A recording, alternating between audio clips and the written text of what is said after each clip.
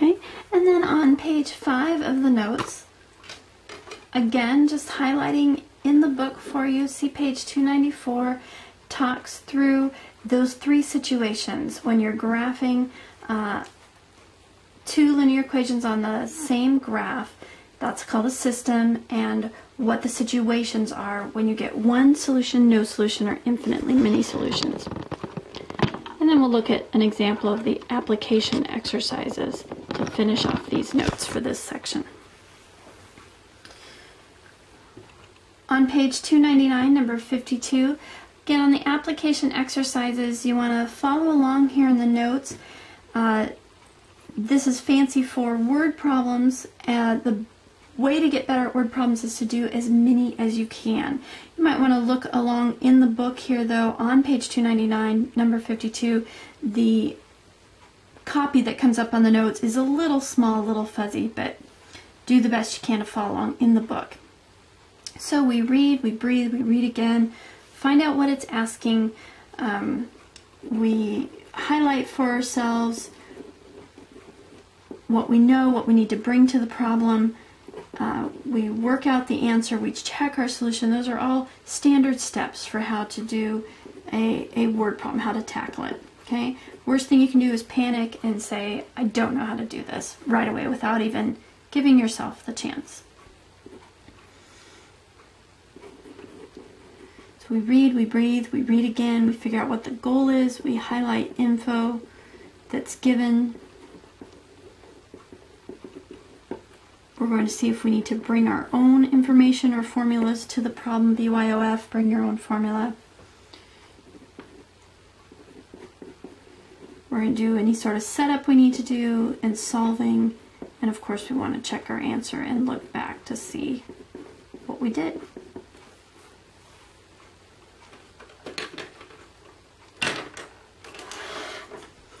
So a band plans to record a demo. Studio A rents for $100 plus $50 per hour. Studio B rents for $50 plus $75 per hour. The total cost, Y in dollars, of renting the studios for X hours can be modeled by the linear system. Y equals 50X plus A, that's studio, or Y equals 50X plus 100, that's Studio A. Y equals 75X plus 50, that's Studio B. Benefit for reading, breathing, and reading again before you do any kind of highlighting or writing down is that they actually give you the equations. We don't have to spend the time translating here. It's given to us. So right away, a lot of the pressure is off on this particular word problem. Let's keep reading. Use graphing to solve the system. Extend the y-axis from 0 to 4 and let each tick mark represent 1 unit, 1 hour in a recording studio. Extend the y-axis from 0 to 400 and let each tick mark represent 100 units, a rental cost of 100. And a lot of times in story problems, even though I say read, breathe, and read again, sometimes it's good to pause after the first part and get through that and then go to the second. Let's just peek. Interpret the coordinates of the solution in practical terms. So we won't even worry about what that is saying until we get through this first part and see what we're dealing with. Again, because we read it all the way through once, take a deep breath. And then you're going to be able to see the equations are here and ready to go. So we've got our equation 1. Got our equation 2. Our goal here is to use graphing to solve the system. So our goal here is to come up with where they intersect. The x and y value of the point that's on both of these lines. Because they're in y equals mx plus b form, we're going to look for our beginning point, our y-intercept, and our how we move along the line, our slope. And this brings up a good point. In the application exercises, you can expect the setup or the steps to match the section that we're in the book. What have we been doing this entire section in 5.1? We've been graphing to solve a system. Here we are. Here's a system. We're going to graph it to solve it. Okay?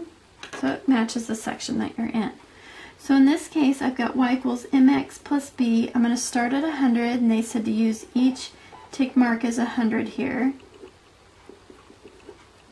So we're starting at 100. They also said to use each tick mark as 1 hour. So 1, 2, 3, and 4. And our slope is to go up 50 and over 1. So we're going to go up half here and over 1, up another half, over 1. Do as many of these as you need to be confident about your graph. Here's our first equation. Our second equation, y equals 75x plus 50. We're going to start at 50. There's our b value. We're going to go up 75 and over 1.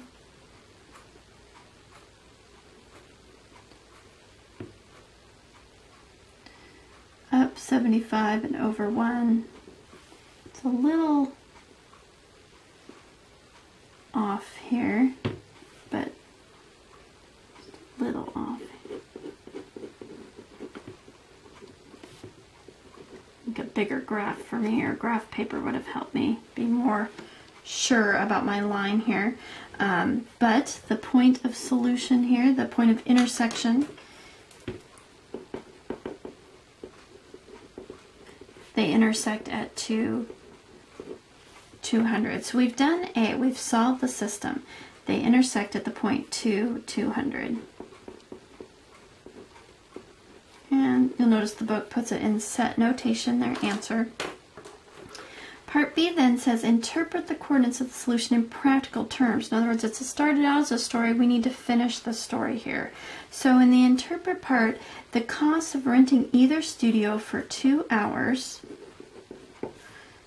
The first number represents our hours here. The second number represents our costs, is $200. Okay, so to say that, the cost of renting either studio, because remember this is the point that works in both equations, and each equation represented a different studio. So the cost of renting either studio for 2 hours is the same, or $200. Okay? And that represents what you will experience in 5.1. Again, just like in Math 60, at the end of each section, there are some review and preview exercises. This is where you'll notice I assigned both odds and evens on the problem sets, but you can still check in the back of the book. When they get to the review and the preview exercises, they include all those answers in the back of the book as well.